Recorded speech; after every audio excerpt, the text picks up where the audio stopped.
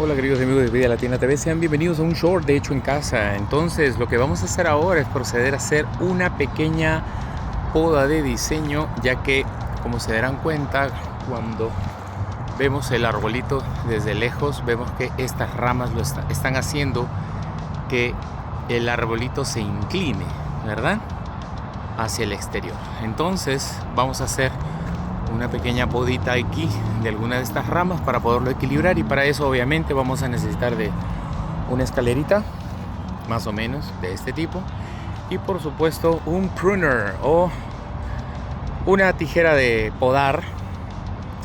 de preferencia eléctrica como esta de acá, porque así de esta manera vamos a poder hacer muy buenos cortes y de troncos un poquito gruesos y con mucha facilidad.